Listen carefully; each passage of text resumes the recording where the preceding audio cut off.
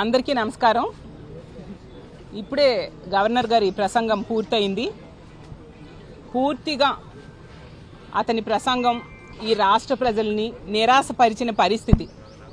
ఈ 19 నెలలుగా తెలుగుదేశం పార్టీ అలాగే కూటమిలో ఉన్న ముఖ్యమంత్రి గారు అవ్వచ్చు, ఎమ్మెల్యేలు, మంత్రులు ఏవైతే అబద్ధాలు చెప్తూ ఉన్నారో అవే అబద్ధాలని గవర్నర్ గారితో ఈరోజు చెప్పించారు. అసలు గత 2 బడ్జెట్లో కూడా అబద్ధాలు చెప్పించడమే కాకుండా ఇప్పుడు 3వ బడ్జెట్లో కూడా అదే అబద్ధాలని బల్లి వేయించారు. నిజం చెప్పాలంటే గవర్నర్ గారు కూడా బాధపడుతూ ఉండుంటారు, నాతో ఇలాంటి అబద్ధాలు చదివిస్తున్నారే అనేసి. ఎందుకంటే ఈ రాష్ట్రంలో ఈ 19 నెలలుగా ఇచ్చిన ఏ ఒక్క హామీ అమలు చేయలేదు. ఒక దుష్ట పరిపాలన సాగుతూ ఉండే పరిస్థితి. దాన్ని కప్పిపుచ్చుకోవడం కోసం అత్యున్నత స్థానంలో కూర్చున్న గవర్నర్ గారితో ఇలాంటి అబద్ధాలు చెప్పించడం నిజంగా చాలా బాధాకరం. ఈ రాష్ట్రంలో ఈరోజు తీసుకుంటే ప్రజాస్వామ్యం అనేది లేదు, శాంతి భద్రతలు లేవు, అభివృద్ధి లేదు, సంక్షేమం లేదు, ఉద్యోగాలు లేవు. అలాగే ఉద్యోగస్తులకి ఈరోజు శాంతి లేని పరిస్థితి నెలకొనుంది. ఈ రాష్ట్రంలో ఎవరిని అడిగినా, ఏ ప్రజలను అడిగినా కూడా చెప్తారు ఎలాంటి పాలన సాగుతుంది అని అడిగితే ఈ రాష్ట్రంలో అశాంతి, అప్పులు, అలాగే అక్రమ కేసులు, అశ్లీల నృత్యాలు, అప్రజాస్వామికమైన పాలన సాగుతూ ఉంది అనేసి ప్రతి ఒక్క ప్రజలు చెప్పే పరిస్థితి మనం చూస్తూ ఉన్నాము. నిజంగా ఇంత దారుణమైన పరిపాలన గతంలో ఎప్పుడూ ఈ రాష్ట్రంలో లేదు. ఈవెన్ చంద్రబాబు నాయుడు గారు గతంలో ముఖ్యమంత్రిగా ఉండేప్పుడు కూడా ఇంత దారుణంగా పరిపాలించలేదు. ఈరోజు అలాంటి పాలన ఉండడం వల్ల ఒక 20 ఏళ్ళు ఈ రాష్ట్రం అభివృద్ధిలో వెనక్కి వెళ్ళిపోయిన పరిస్థితి. గతంలో జగన్మోహన్ రెడ్డి గారు ఈ రాష్ట్రాన్ని ఎంతో చక్కగా పరిపాలించడం వలన మిగతా రాష్ట్రాలకు ఆదర్శంగా ఈ ఆంధ్రప్రదేశ్ రాష్ట్రం నిలిచిన పరిస్థితి మనం చూసాం. ఈజ్ ఆఫ్ డూయింగ్లో నంబర్ 1 స్థానంలో నిలబెట్టారు జగన్మోహన్ రెడ్డి గారు. అలాగే విద్య, వైద్యం, వ్యవసాయ రంగాలకి పెద్దపీట వేస్తూ నిజంగా మిగతా రాష్ట్రాలన్నిటికి కూడా వీళ్ళ ఆదర్శంగా, మన ఆంధ్రప్రదేశ్ రాష్ట్రం ఆదర్శంగా ఉండే పరిస్థితి మనం చూసాం. నిజంగా అప్పుల్లో తీసుకుంటే 3.22 లక్షల కోట్లు అప్పు చేశారు కేవలం 19 నెలల్లో కూటమి ప్రభుత్వం. అంటే అది ఆల్ టైమ్ రికార్డు. అంత దారుణంగా రాష్ట్రాన్ని అప్పుల్లో ముంచేసిన పరిస్థితి. అలాగే నిరుద్యోగులకి ఈరోజు ఉద్యోగాలు లేకపోవడం వల్ల నిరుద్యోగులు ఈరోజు ఆత్మహత్యలు చేసుకునే పరిస్థితికి దాపురించింది ఆంధ్రప్రదేశ్ రాష్ట్రంలో. 8.2% నిరుద్యోగిత రేట్లో మనం దేశంలోనే మొదట స్థానంలో ఉన్నాం. ఇంత దారుణమైన పరిస్థితులు గతంలో ఎప్పుడైనా చూసామా నేను అడుగుతూ ఉన్నాను. అలాగే నిరుద్యోగులకి నిరుద్యోగ భృతి ఇస్తామన్నారు. అది ఇప్పటి వరకు కూడా 19 నెలలైనా 3వ బడ్జెట్ ప్రవేశపెడుతూ ఉన్నారు. ఇప్పటికి కూడా ఇవ్వని పరిస్థితి మనం చూస్తూ ఉన్నాము. అలాగే రైతులకి పెట్టుబడి సాయం లేదు, గిట్టుబాటు ధర లేదు. దానివల్ల రైతులు ఈరోజు ఆత్మహత్యలు చేసుకుంటూ ఉండే పరిస్థితి మనం చూస్తూ ఉన్నాము. అలాగే మహిళల్ని ఎంత నిట్టనిలువుగా మోసం చేశారంటే ఎన్నో హామీలు ఇచ్చారు, ఏ ఒక్క హామీ కూడా అమలు చేయలేదు సరికదా. మహిళలకి రక్షణ ఇవ్వకుండా ఉండే పరిస్థితి మనం చూస్తూ ఉన్నాము. ఎంత దారుణంగా వాళ్ళ ఎమ్మెల్యేలు, వాళ్ళ నాయకులే మహిళల్ని వంచిస్తూ ఉంటే వీళ్ళు చోద్యం చూస్తూ మహిళలకి కాపాడని పరిస్థితి మనం చూస్తూ ఉన్నాము. అలాగే మహిళల సాధికారత ఈరోజు నిట్టనిలువుగా ఘోరమైన పరిస్థితిలో సాధికారత కోల్పోయిన పరిస్థితి ఈ రాష్ట్రంలో మహిళలు ఉన్నారు. అలాగే మహిళల పరపతి కూడా తగ్గిపోయిన పరిస్థితి మనం చూసాము. అలాగే డ్వాక్రా సంఘాలకి ఈరోజు బ్యాంకులు లోన్లు ఇవ్వని పరిస్థితి మనం చూసాం.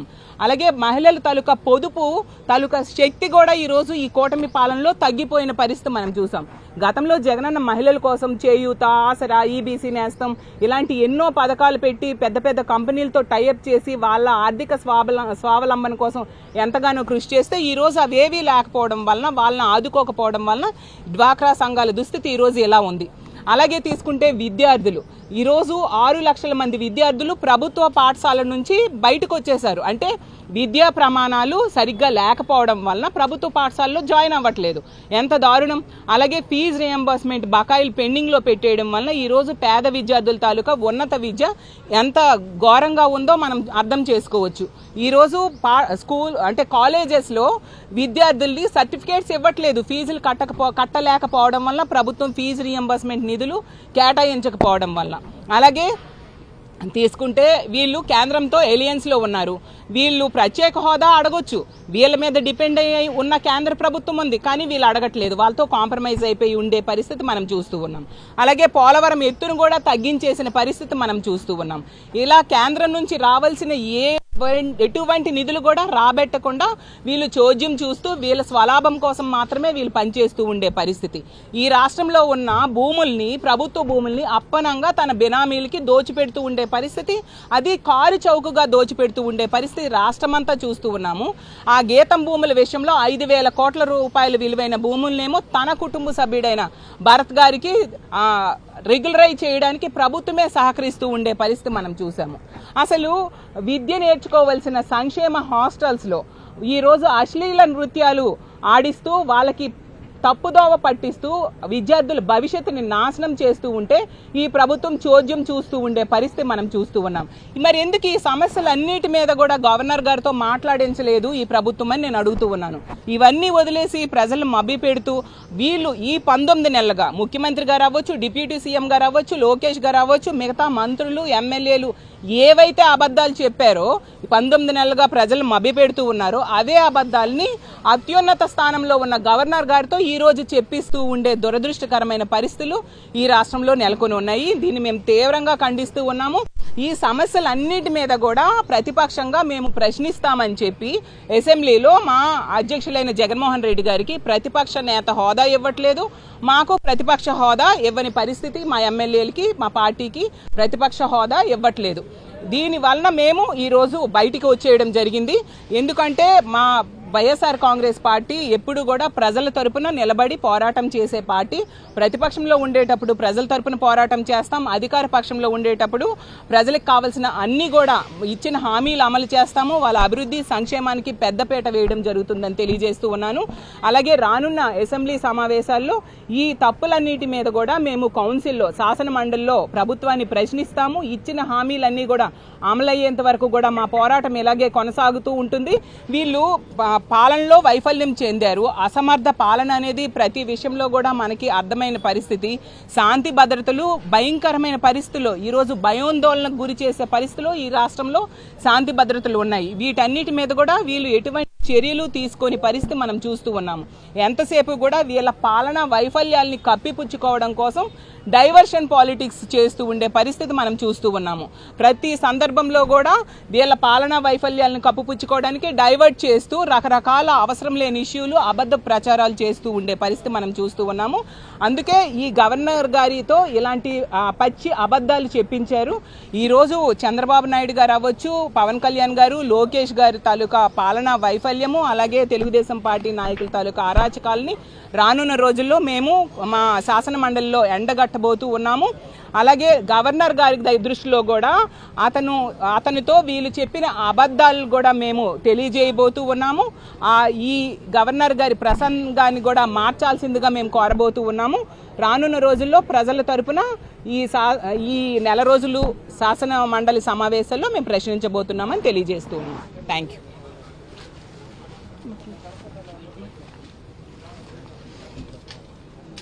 అందరికీ నమస్కారం. ఈరోజు ఉభయ సభల గురించి గవర్నర్ గారి ప్రసంగం ఈరోజు జరుపుతున్నారు. అయితే ఈ ప్రసంగం పూర్తిగా ప్రజలకు వ్యతిరేకంగా ఉందని, ప్రజల వ్యతిరేక ప్రసంగమని ఈ సందర్భంగా చెప్పుకోవచ్చు. ఎందుకంటే పచ్చి అబద్ధాలన్నీ కూడా ఈ రాష్ట్ర ప్రభుత్వము గవర్నర్ గారితో అవాస్తవాలన్నీ కూడా చెప్పించడం జరుగుతుంది. వాళ్ళు ఈరోజు చూసుకుంటే ప్రజలందరూ అనేకమైన కష్టాలు ఎదుర్కొంటున్నారు, అనేక సమస్యలు ఎదుర్కొంటున్నారు. కానీ గవర్నర్ గారితో మాత్రం చాలా మంచి పరిపాలన అని ఆయన ప్రసంగంలో చెప్పించడం జరుగుతుంది. ఈరోజు ఏదైతే ఈ నాయకులు, సీఎం గారు కావచ్చు, అనేక వాళ్ళ మంత్రులు కావచ్చు, బయటికి వచ్చి బయట ఏవైతే వాళ్ళు అవాస్తవాలు మాట్లాడుతున్నారో వాటిని ఈరోజు గవర్నర్ గారి ప్రసంగంలో కూడా పూర్తిగా చెప్పించడం జరుగుతుంది. అయితే నిజంగా ఇది చాలా దురదృష్టకరమని చెప్పవచ్చు. ఎందుకు ఈ మాట అంటున్నానంటే ఈరోజు ఏ వర్గం కూడా రోడ్డు మీదకి రాకుండా ఉండకుండా ఉన్న పరిస్థితి. అన్ని వర్గాల వాళ్ళు కూడా ఈరోజు రోడ్ల మీదకి వచ్చారు. నిరుద్యోగులు కావచ్చు, రైతులు కావచ్చు, ఉద్యోగస్తులు కావచ్చు, అనేక మంది ఈరోజు రోడ్ల మీదకి వచ్చే పరిస్థితి వచ్చింది. ఎందుకు అంత తక్కువ టైంలో 19 నెలల కాలంలోనే ఈ ప్రభుత్వం మీద ఇంత వ్యతిరేకత వచ్చే కదా ఈరోజు రోడ్ల మీదకి జనాలు వస్తున్నారు. ఈరోజు నేను ఒకటే గట్టిగా అడుగుతున్నాను. ఈరోజు రైతులకు గిట్టుబాటు ధర లేకుండా పోవడము, వాళ్ళకి పెట్టుబడి ఇవ్వకపోవడం వల్ల ఈరోజు రైతులు రోడ్ల మీదకి ఎక్కే పరిస్థితి. ఈరోజు ఎప్పుడు లేని విధంగా, ఎక్కడ కూడా చూడని విధంగా ఈరోజు ఉద్యోగస్తులు ఆత్మహత్యలు చేసుకునే పరిస్థితి, రైతులు ఆత్మహత్యలు చేసుకునే పరిస్థితి, నిరుద్యోగుల వలసలు వెళ్లే పరిస్థితి. ఇలాగ చెప్పుకుంటూ పోతే అనేక మంది రోడ్ల మీదకి వచ్చి ఈరోజు ఆత్మహత్యలు చేసుకునే పరిస్థితి. ఉద్యోగస్తులు అయితే, ప్రభుత్వ ఉద్యోగులు ఇంతమంది ఈ 19 నెలల కాలంలోనే ఇంతమంది ప్రభుత్వ ఉద్యోగులు మరణించిన సంఖ్య నిజంగా వీళ్ళకి ఇది ఒక హిస్టరీగా మిగిలిపోతుంది. ఈ కూటమి ప్రభుత్వానికి ఇది ఒక హిస్టరీ. ఎందుకంటే ప్రభుత్వ ఉద్యోగాల మీద అనేకమైన ఒత్తిడి తీసుకొచ్చి ఈరోజు అనేకమైన మరణాలు సంభవిస్తున్నాయంటే నిజంగా ఎందుకు ఈ ప్రభుత్వం చూస్తూ అలా ఉందని తెలియజేస్తున్నాము. అయితే నేను ఒకటే అడుగుతున్నాను, ఈ ప్రభుత్వం వచ్చి 19 నెలలు అయినా కూడా ఈరోజు ఈ గవర్నర్ గారి ప్రసంగంలో కూడా ఉద్యోగస్తులకు మేలు చేసిన పరిస్థితి ఎక్కడా కూడా కనిపించలేదు. ఈరోజు చూసుకుంటే 19 నెలల్లోనే 3.22 లక్షల కోట్లు అప్పులు చేసి ఈరోజు దాదాపుగా ఉద్యోగస్తులు కూడా ఇవ్వాల్సిన బకాయిలు 31 వేల కోట్ల అప్పులు ఉన్నాయి. ఆ బకాయిలు చెల్లించలే. ఎక్కడా కూడా ఈరోజు వచ్చిన వెంటనే ఐఆర్ ఇస్తామన్నాడు, అవి కూడా ఇవ్వలే. అంటే ఎక్కడా కూడా ఉద్యోగస్తులతోనే ఈ ఉద్యోగస్తులు కూడా ఈ ప్రభుత్వ అధికారం రావడానికి ఉద్యోగస్తులు ముఖ్య పాత్ర పోషించారు. వాళ్ళకు కూడా ఈరోజు ప్రయారిటీ ఇవ్వకుండా, వాళ్ళకు కూడా ఇచ్చే బకాయిలు కూడా చెల్లించకపోగా వాళ్ళకు మళ్ళీ అనేకమైన పని ఒత్తిడి భారం కల్పించడం జరుగుతుంది. అనేకమైన ఈ ప్రభుత్వం వచ్చిన తర్వాత ఆ రోజు వాలంటీర్లు కూడా ఏం చెప్పారు, మేము అధికారంలోకి వచ్చిన వెంటనే 10,000 ఇస్తామని మభ్య పెట్టి మాయ చేసి వాళ్ళ వాలంటీర్లకు మభ్య మాటలు చెప్పడం జరిగింది. ఈరోజు వాళ్ళ అధికారంలోకి వస్తేనే అసలు వాలంటీర్లను పట్టించుకునే పరిస్థితే లేదు. వాళ్ళతో సర్వీస్ చేయించుకున్నారు కానీ వాళ్ళని పట్టించుకునే పరిస్థితి లేదు. ఈరోజు 2,40,000 మంది వాలంటీర్లు రోడ్డున పడ్డారు. అలాగే చూసుకుంటే ఉద్యోగస్తులు అందరూ కూడా ఈరోజు అనేక మంది ఉద్యోగస్తులు కూడా నిరుద్యోగుల భృతి ఇస్తామని చెప్పాడు. 3,000 రూపాయలు నిరుద్యోగ భృతి అన్నారు. నిరుద్యోగ భృతి లేక ఈరోజు వాళ్ళు నిరుద్యోగులు కూడా రోడ్ల మీదకి వచ్చారు. అనేకమైన మంది అంటే ఈరోజు జాబ్ క్యాలెండర్ అన్నారు. మా జాబ్ క్యాలెండర్ జనవరిలోని జాబ్ క్యాలెండర్ అన్నారు. జాబ్ క్యాలెండర్ ఇచ్చే పరిస్థితి లేదు. అంటే ఇలాగ అనేకమైన అలివిగాని హామీలన్నీ ఇచ్చి ఈ ప్రభుత్వం అధికారంలోకి రావడం జరిగింది. వచ్చిన వెంటనే కూడా సూపర్ 6 అన్నారు. వాటిలో 3 మాత్రమే ఇచ్చారు. 3 కూడా అర్రకొర ఇవ్వడం జరిగింది. ఇంకా 3 అసలు ఇవ్వని పరిస్థితి. అంటే ఇలాగ అన్ని అవాస్తవాలు మాట్లాడుతూ ఈ పరిపాలన కొనసాగిస్తున్నారు ఈ ముఖ్యమంత్రి గారు. నేను ఒకటే సూటిగా ప్రశ్నిస్తున్నాను. ఎందుకంటే ఆంధ్ర రాష్ట్రము జగనన్న ప్రభుత్వంలో, మా వైఎస్ఆర్సీపీ మా జగనన్న ప్రభుత్వంలో ఆంధ్ర రాష్ట్రం ఒక ఆదర్శ రాష్ట్రంగా ఉండింది. ఈరోజు ఆంధ్ర రాష్ట్రాన్ని నిజంగా ఎందుకంటే ఒక కూటమి ప్రభుత్వం వచ్చిన తర్వాత దీని అన్ని విధాలుగా కూడా ఒక లాస్ట్గా ప్రభుత్వంగా కూడా చెప్పుకోవచ్చు. ఈరోజు అన్ని విధాలుగా ఎక్కడ ఏ దేశంకి వెళ్ళినా ఎవరిని అడిగినా కూడా ఏది మనకు వరస్ట్ గవర్నెన్స్ ఏది ఉంది అంటే ఆంధ్ర రాష్ట్రంలో కూటమి ప్రభుత్వం వరస్ట్ గవర్నెన్స్ ఉందని చెప్పుకోవచ్చు. అంటే ఇలా చెప్పుకుంటూ పోతే ఈ ప్రభుత్వం చెప్పిన హామీలు అన్నీ కూడా ఏది కూడా నెరవేర్చకుండా ప్రజలను డైవర్షన్ పాలిటిక్స్ చేసుకుంటూ ముందుకెళ్తుంది. ఈరోజు అనేకమైన వాటిని ఒకటి ఏదో ఒకటి వస్తే, విజయవాడలో వరదలు వస్తే తిరుమల లడ్డు, పవిత్రమైన తిరుమల లడ్డు మీద కల్తీ అని చెప్పి డైవర్షన్ పాలిటిక్స్. ఏదో ఒకటి ప్రజలు జగనన్నకు ప్రజలు జగనన్న పక్షాన ఉన్నారని, 40% ఓటింగ్ మాకు ఉందని, ఇంకా మా జగనన్న ఎక్కడికి పోయినా విపరీతమైన జనాలు వస్తున్నారని ఈరోజు వాళ్ళ ఒక కక్షగా ఈ ప్రభుత్వం చేపడుతుంది. సో మేము ముఖ్యంగా కోరుకునేది ఈ రాష్ట్రంలో లా అండ్ ఆర్డర్ రావాలి. లా అండ్ ఆర్డర్ ఖచ్చితంగా పనిచేయాలి. పోలీసు వాళ్ళ డ్యూటీస్ వాళ్ళు చేయాలని మేము కోరుకుంటున్నాం. ఏదైతే ప్రజల పక్షాన సమస్యలన్నీ ఉన్నాయో మేము శాసనమండలి ప్రజలకు అలాగే శాసనమండలికి ఒక వారధిగా పనిచేసి ఖచ్చితంగా శాసనమండలిలో మా వాయిస్ గట్టిగా వినిపించి ప్రజలకు ఏవైతే వీళ్ళ హామీలు ఇచ్చారో అవన్నీ నెరవేర్చేంత వరకు మేము ఖచ్చితంగా మా కార్యాచరణ ముందుంటుంది. ఖచ్చితంగా వాటి కోసం పోరాడతామని ఈ సందర్భంగా తెలియజేస్తున్నాం. Thank you.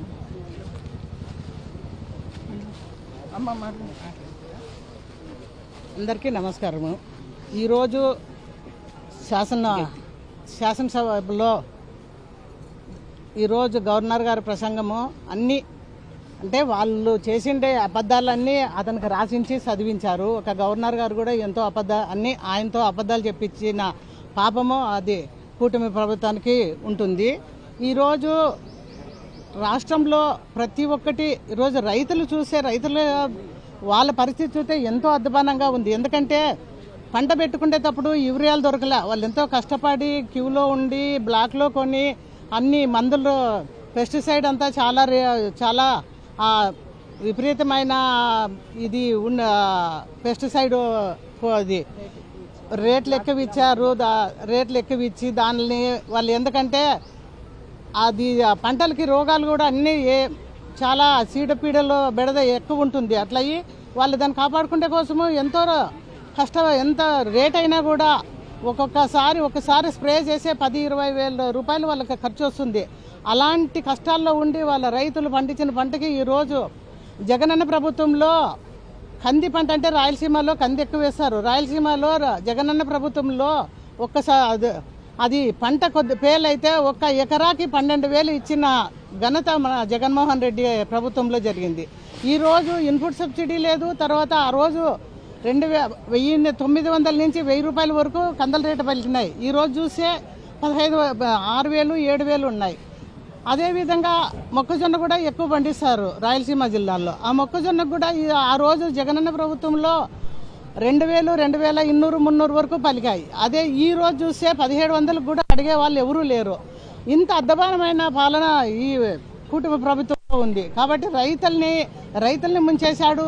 అదేవిధంగా ప్రజల్ని ముంచే ప్రతి ఒక్క ఏది తీసుకున్నా కూడా రాష్ట్ర పాలన అనేది ఎంత అధ్వానంగా ఉందంటే ఎక్కడైనా కూడా ఏముందంటే వాళ్ళు సంపాదించుకోవడము, వాళ్ళు ఎక్కడైతే ఏవి ప్రైవేట్ భూములు ఉన్నాయి, ఇవి గవర్నమెంట్ ల్యాండ్స్ ఉన్నాయి, అవి కబ్జాలు చేసే దాని వరపై చూస్తున్నారు. కానీ ప్రజాపాలన గురించి ఎక్కడా వాళ్ళు ఆలోచించడం లేదు. అదేవిధంగా ఈరోజు ఆడబిడ్డని అన్నారు ప్రతి ఒక్కరు. ఆ రోజు ఏమంటే ఆయన సూపర్ 6 అని ఆయన ఎలక్షన్ మేనిఫెస్టోలో పెట్టిన దానికి ప్రజలు బీద వాళ్ళు పల్లెల్లో ఎంతో ఆశపడతారు. ఏదో ఈసారేమోలే ఈయన నిజమే పోయినసారి అబద్ధాలు చెప్పినాడు, ఈసారి అబద్ధం చెప్పుకోకుండా పోవచ్చు అని చెప్పేసి ఆయన గురించి అందరికీ తెలుసు. అయినా ఒక చిన్న ఆశ, ఆ ఆశతో అందరూ కలిసి ఈ నిరుద్యోగులు కానీ ఈ ఆడవాళ్ళు కానీ ఒక ఇంట్లో 2-3 ఉంటే నెలకు 1,500 వస్తుందిలే అని చెప్పేసి వాళ్ళు ఆశపడి చేస్తే వాళ్ళందరికీ ఎగనామం పెట్టాడు. అదేవిధంగా 50 ఏండ్లకు ఎస్సీ, ఎస్టీ, బీసీ మహిళలకు 50 ఏండ్లకు పెన్షన్ అన్నాడు. 2 సంవత్సరాలు గడిచి వస్తుంది, ఇంతవరకు ఒక కొత్త పెన్షన్ లేదు. కొత్త పెన్షన్ అంటూ ఎక్కడా లేదు. ఇంతమంది ఇప్పుడు తర్వాత ఈ అమ్మకి తల్లికి వందనం అన్నాడు. అది కూడా ప్రతి ఫ్యామిలీలోనూ అందరికీ జరగలేదు. ఒక ఇంట్లో ఒకరికి వస్తే, ఒకరింట్లో ఇద్దరికి వస్తే అట్లా వచ్చిన ఏ దాంట్లో కూడా ప్రజలు సంతోషంగా లేరు. ఇది తిరుపతి లడ్డాన్ని చూస్తావా, అది ఇప్పుడు సుప్రీంకోర్టు క్లీన్ చిట్, ఇది సిబిఐ చిట్ ఇచ్చింది. దానిపైన మాట్లాడిన మంత్రుల మీద మళ్ళీ వాళ్ళపైన ఇది తప్పు, ఇది